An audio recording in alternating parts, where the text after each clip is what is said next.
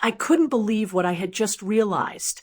My husband, the man I had trusted with everything, had left our 5-year-old daughter alone at home while he went on a trip with our 11-year-old niece. My heart ached, a sharp, twisting pain that made my chest feel heavy, not just with anger, but with betrayal so deep it burned. I kept replaying the moment in my head, the casual way he had said goodbye that morning, as if leaving a small child alone was perfectly normal, as if our daughter's safety was nothing to him.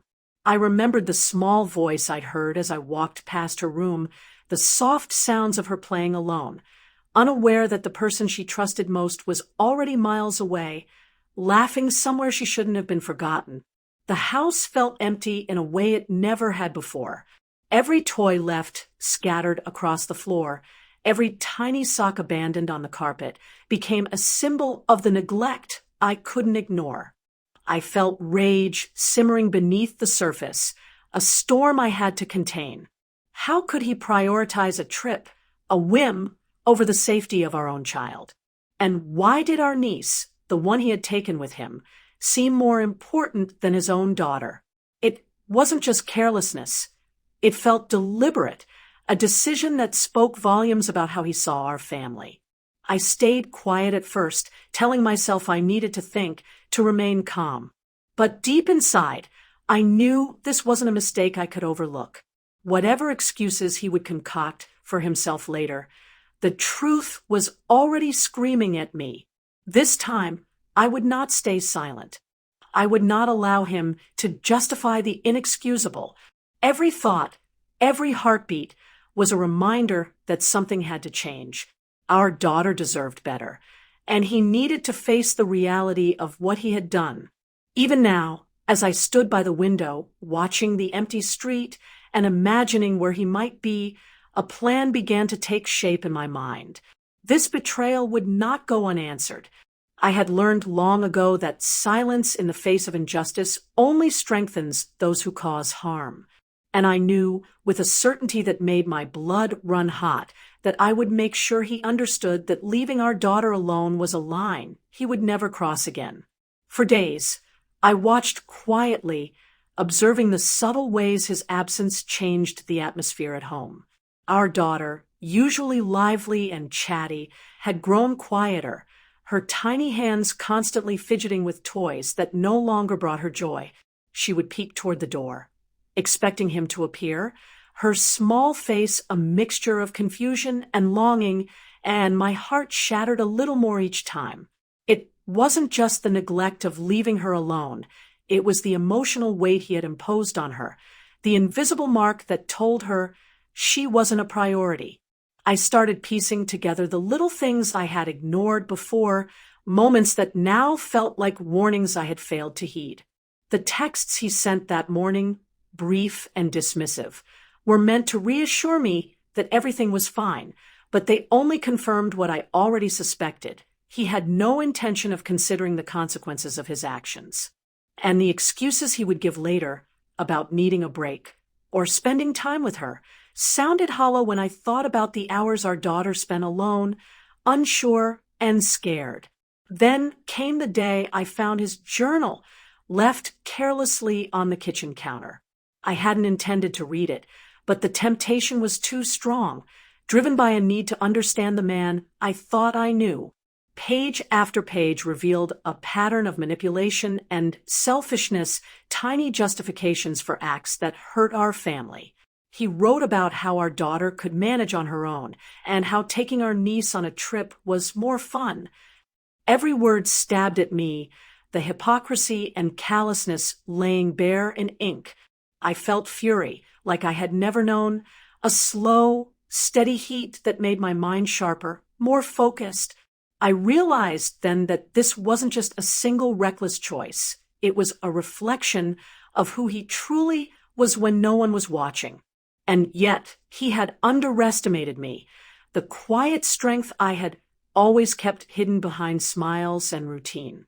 For weeks, I had endured little dismissals, subtle slights, the kind of emotional erosion that makes a person doubt themselves. But this time, the scales had tipped. I couldn't allow him to continue underestimating me. I began gathering evidence, not out of spite, but out of necessity. Pictures, timestamps, messages, small details that would show the depth of his negligence. I observed the way he interacted with our niece on video calls, the way he prioritized her amusement over any thought of our daughter's safety or well-being. I felt a fierce protective instinct rise, sharp and unrelenting. Our daughter had no voice in this, but I would be hers. I would make sure that anyone who thought it acceptable to leave a 5-year-old alone understood the weight of their choices. Days passed, and the tension built like a storm on the horizon. I watched him, calculated, patient, letting him think that his actions had gone unnoticed. But beneath the calm surface, I was planning. I would confront him in a way that left no room for denial, no excuses, no manipulation. I was no longer just a wife or a mother. I was the force that would make him reckon with the consequences of his betrayal. And when the moment came, it would be decisive, irrevocable. I knew I had to wait for the perfect opportunity, to strike not from anger, but from clarity. Every misstep he made, every casual disregard for our daughter's safety, only sharpened my resolve. By the time he returned, laughing and oblivious, he would face more than just words. He would face the undeniable truth of his actions, laid bare, leaving no room for the illusions he had built around himself. This time, he would not escape unscathed. The reckoning was coming, and I was ready. When he finally returned, the house felt different, charged with a tension he couldn't name. I didn't raise my voice or rush to accuse him. I had already said everything that mattered in silence. I placed the proof in front of him slowly, the dates, the messages, the images that showed exactly where he had been and what he had chosen to ignore. His confidence faded with each page, the realization settling in that this wasn't a misunderstanding he could twist in his favor. I told him that our daughter would never again be an afterthought in her own home. I had already spoken to the people who needed to know, the ones who would ensure that her safety came before his excuses. Watching him shrink from the weight of accountability was painful, but also freeing. For the first time in years, I felt the balance of power return to where it belonged. Our daughter didn't understand the details, but she felt the change. She clung to me that evening, her small arms wrapping around my waist, as if she sensed that the world had shifted in her favor. And it had. The man who had once treated responsibility like a burden now had no choice but to face it every single day. I didn't seek revenge for the sake of cruelty. I sought justice for the child who had been left alone in a quiet house, waiting for someone who never came.